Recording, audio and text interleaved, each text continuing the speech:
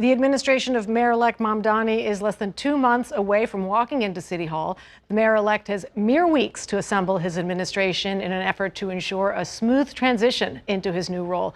Mamdani has already announced his transition team, and today he announced the first appointments to his administration. So joining me now to talk about this and more is Ed Skyler, the former deputy mayor for operations under the administration of Michael Bloomberg and currently serving as head of enterprise services and public affairs at Citigroup. Ed, great to see you. Thanks for coming on. Thank you. And let's talk specifically about these announcements that he made today. His primary campaign manager, L. Bigard Church, joining as chief of staff, as well as his new first deputy mayor is going to be Dean Foulahan, who worked under the de Blasio administration. Do you have thoughts specifically on those? I think those two appointments make a lot of sense.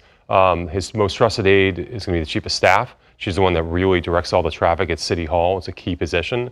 And Dean Foulahan, while he worked in city government before under the de Blasio administration, his real experience is in Albany, where he served as chief of staff to the former Assembly Speaker Sheldon Silver.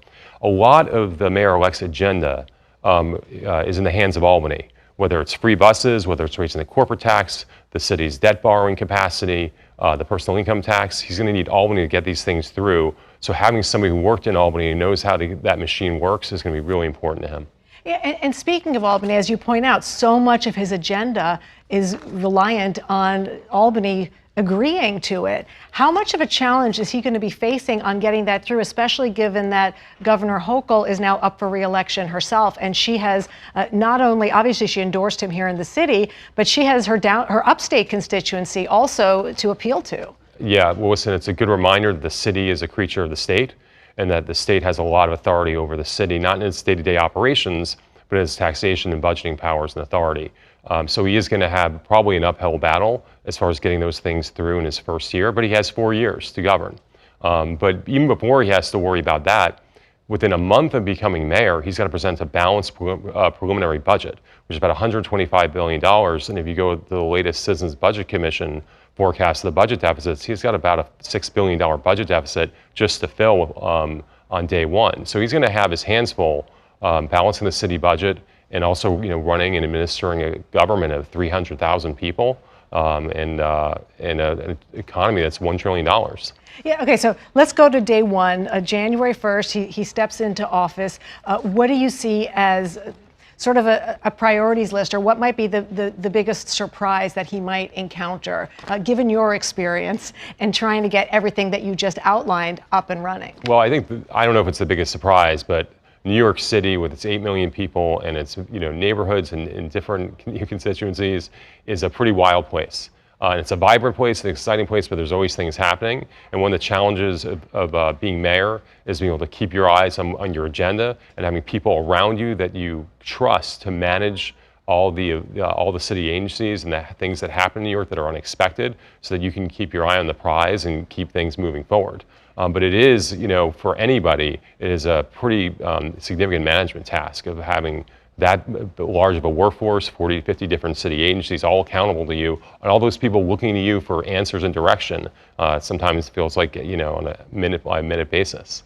And so, he did win with an overwhelming majority, with a sizable lead. Nonetheless, there's a big constituency of New York City residents who are really staunchly opposed to him becoming the mayor. How important is it, how doable is it for him to win over that portion of the electorate? I think it's really important. Almost half the city voted for somebody else. So he doesn't come in with a huge mandate. And the campaign was in many ways divisive. And there are constituencies inside and outside of government that he needs to reach out to. Inside of government, he's got to focus on the police department. He hasn't named a police commissioner yet. That's a very important appointment. And he had some things that he said about the police department in the past where, let's just say, there was probably some skeptics about people assessing his support for the department. And he is also now the mayor of the city with the largest Jewish population outside of Israel.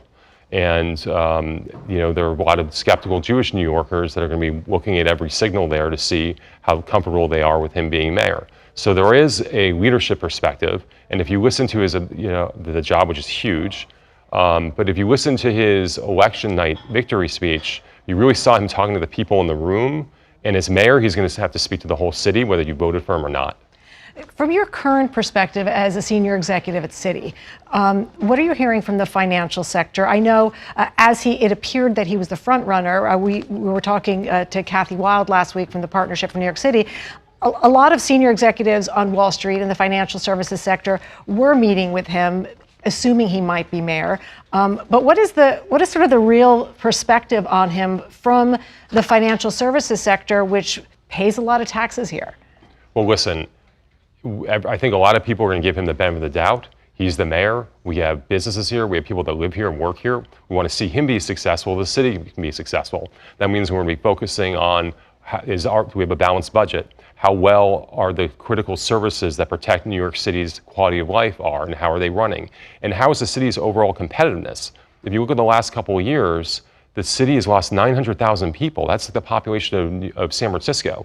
Our commercial vacancy rate, while it's better in some of the more modern buildings, is still 5 points higher than it was before COVID. Our crime rate is 25% higher than it was before COVID. So there's a lot of threats to New York City's competitiveness that the last couple of years haven't pushed back, and we really need the mayor to do what he can from an economic development perspective to make sure that New York City's role as the most innovative, dynamic city in the world is maintained and enhanced. And if there's one thing that Wall Street wants to see from him, what would you say that is? I think that we, focus on quality of life. What is it like to have a business here, run a business here, have employees that live and work here? What does their day-to-day life look like? Do they feel safe getting to work? Do they feel safe? This is a place where they want to, raise and keep a family. One of the stats, which I don't take a lot of, which is I think a little bit concerning, is that only 50% of working age New Yorkers say they will be here in 5 years. We lost a lot of people over the last couple of years. We need to reverse that trend and make New York City what it's been over its history, which is a place that people from all over the world and all over the country are attracted to. Yeah, crucial. Ed Skyler, senior executive at Citi and former deputy mayor under Michael Bloomberg. Thanks so much. Love having you on. Thank you. Thank you for watching our YouTube channel. Let Spectrum News be your resource for balanced, in-depth political coverage, and click the subscribe button right here. You can also download our app or watch us on TV to learn more about the candidates, where they stand on the issues, and more. We'll see you then.